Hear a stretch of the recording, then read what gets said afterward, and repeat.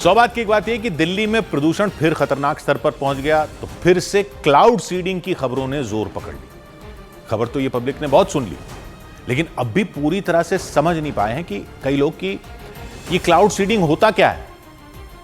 मतलब क्या नकली बारिश करवा दी जाएगी? नकली बारिश कैसे हो सकती है? क्या आसमान में नकली बादल बना देंगे? तो ये जरा समझने की जरूरत है। दिल्ली की हवा फिर से बहुत प्रदूषित हो रही है। दिवाली के पटाखों का धुआं वजह है, या पंजाब हरियाणा के खेतों में जलती पराली वजह है, या गाड़ियों से निकलते धुएं की वजह से प्रदूषण बढ़ गया है, ये सब वजहों से या इन सब वजहों से मिलकर ये हालात पैदा हो गए हैं। जो भी वजह हो, हवा खराब तो हो ही गई। तो प्लान तैयार किया गया है बारिश करवाने का, यानी पानी की बौछार से हवा को साफ करने का। और यह प्लान बनाया है सरकार ने IIT कानपुर के विशेषज्ञों के साथ मिलकर। ऐसी खबरें हैं कि एक छोटा प्लेन तैयार रखा गया है मेरठ में। जी, मेरठ से प्लेन उड़ेगा इसके लिए, यानी दिल्ली के लगभग 100 किलोमीटर पास से। तो इंतजार किस बात का? इंतजार है बादलों का। मतलब बादल आएंगे तब बारिश करवाएंगे। तो बादलों से ही बारिश करवानी है तो ये हवाई जहाज क्या करेगा? तो वो क्या है कि ये क्लाउड सीडिंग वाली बारिश साफ आसमान में नहीं होती। इसमें फ्रेश बादल नहीं बनाए जाते। जो बादल होते हैं आसमान में उनको बरसाया जाता है, क्योंकि सारे बादल बारिश नहीं करते, ये तो आपने भी देखा होगा। तो ये क्लाउड सीडिंग में क्या करते हैं कि जो बादल हल्के होते हैं, बारिश नहीं कर पाते, उनको भी खाली करवा के उनसे पानी बरसवा देते हैं। लेकिन बादल तो होने चाहिए आसमान में। अब ऐसे समझ लो जैसे कि ये बादल जो हैं वो ऐसे होते हैं जैसे कि छोटी छोटी पानी की बूंदों से भरे हुए थैले तैर रहे हैं आसमान में। हल्की हल्की भाप टाइप की बूंदें होती हैं, तो बरसती नहीं है। तो क्लाउड सीडिंग से ऐसा करते हैं कि जैसे उन थैलों में थोड़ा सा मैजिक पाउडर डाल देते हैं ताकि वो बूंदें भारी हो जाएं और फिर गिर जाएं। बूंदें गिर जाती हैं तो बारिश हो जाती है। तो उसके लिए बादल पहले से मौजूद होने चाहिए, नमी से भरे हुए। अनुमान यह है कि दिल्ली में यह बारिश गिरेगी और स्मॉग को धो डालेगी और हवा को साफ कर देगी और सांस लेने के लायक बना देगी। लेकिन यह सिस्टम काम कैसे करता है?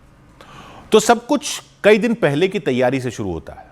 IIT कानपुर की टीम और मौसम विभाग की टीम मौसम के रडार और सैटेलाइट से 24 घंटे आसमान को स्कैन करते रहते हैं। लोग वो तलाशते रहते हैं कि एक खास तरह के बादलों को, इन बादलों को कहते हैं निम्बोस्ट्रैटस बादल, यानी वो परफेक्ट वाले बादल होते हैं, भारी बादल जो जमीन से 3 से 6 किलोमीटर ऊपर तैर रहे हैं।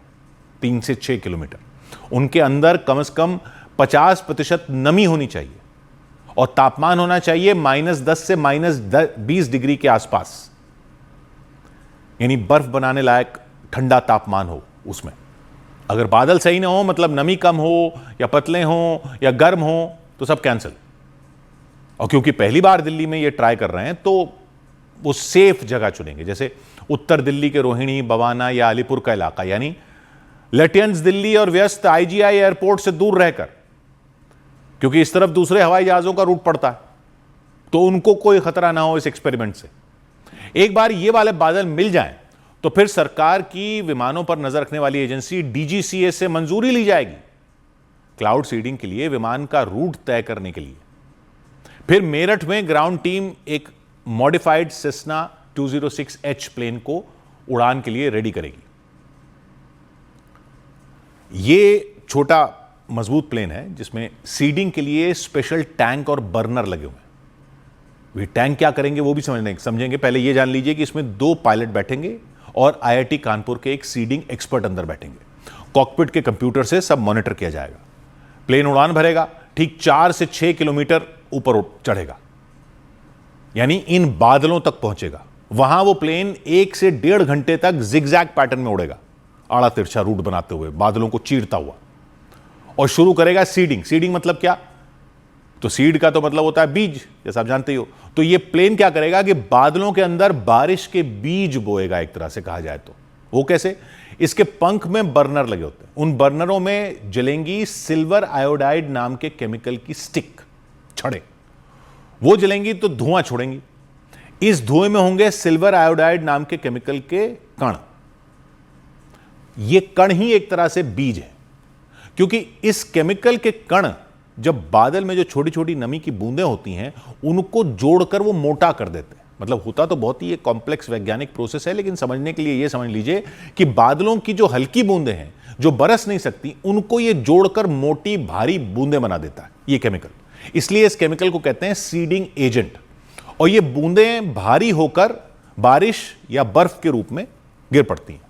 अब दिल्ली में जो मौसम है उसमें बर्फ तो गिरेगी नहीं, यहां भारी होते ही पिघलकर पानी बन जाएगा और बारिश की मोटी बूंदें बनकर गिरेंगी, ऐसी कोशिश है।